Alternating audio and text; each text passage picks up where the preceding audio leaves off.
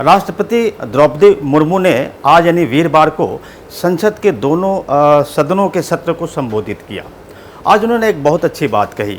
जो भी सांसद सदस्य इसमें बन करके आए हैं, उन्होंने सबसे कहा कि देखिए, आप लोग पूरे देश की जनता का विश्वास जीत करके इस सदन में मौजूद है।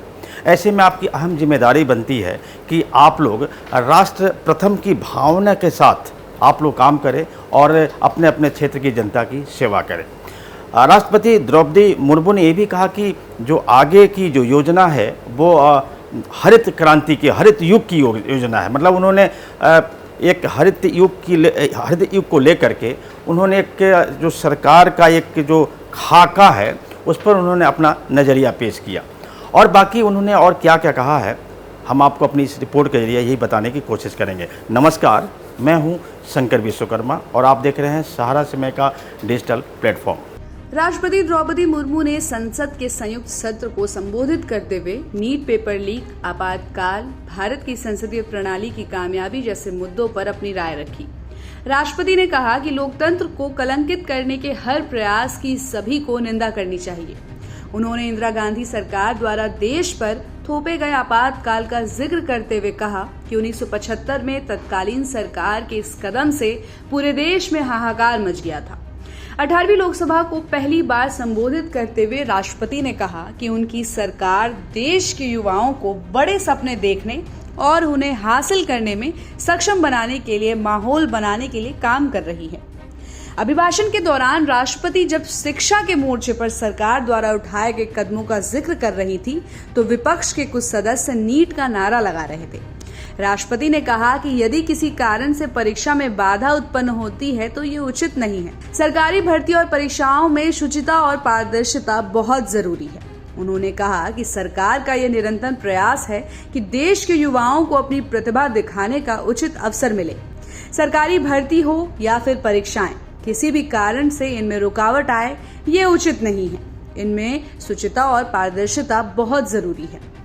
राष्ट्रपति ने पेपर लीक का जिक्र करते हुए कहा कि हाल ही में कुछ परीक्षाओं में हुए पेपर लीक की घटनाओं की निष्पक्ष जांच और दोषियों को कड़ी से कड़ी सजा दिलवाने के लिए मेरी सरकार प्रतिबद्ध है। इससे पहले भी हमने देखा है कि कई राज्यों में पेपर लीक की घटनाएं होती रहती है। इस पर दलीय राजनीति से ऊपर उठकर देशव्यापी ठोस उपाय करने की जरूरत है। संसद ने भी परीक्षा में होने वाली गड़बड़ियों के विरुद्ध एक सख्त कानून बनाया है।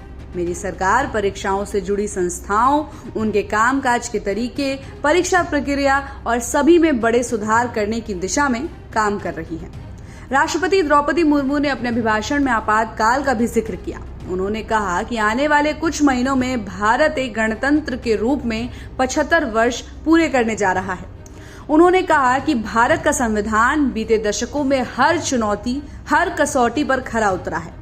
जब संविधान बन रहा था तब भी दुनिया में ऐसी ताकतें थी जो भारत के असफल होने की कामना कर रही थी। इसके बाद राष्ट्रपति ने आपातकाल का जिक्र किया। विपक्ष की ओर से नारेबाजी के दौरान राष्ट्रपति ने कहा कि देश में संविधान लागू होने के बाद भी संविधान पर अनेक बार हमले हुए। आज 27 जून है। 25 जून 1975 को लागू हुआ आपातकाल संविधान पर सीधे हमले का सबसे बड़ा और काला अध्याय था। तब पूरे देश में हाहाकार मच गया था। राष्ट्रपति मुर्मू ने कहा कि लेकिन ऐसी असंवैधानिक ताकतों पर देश ने विजय प्राप्त करके दिखाया, क्योंकि भारत के मूल में गणतंत्र की परंपराएं रही हैं। मेरी सरकार भी भारत के संविधान को सिर्फ राजकाज का माध्यम भर नहीं मानती, बल्कि हमारा संविधान जन चेतना का हिस्सा हो, इसके लिए हम प्रयास कर रहे हैं। इसी ध्येय के साथ मेरी सरकार ने 26 नवंबर को संविधान दिवस के रूप में मनाना शुरू किया है।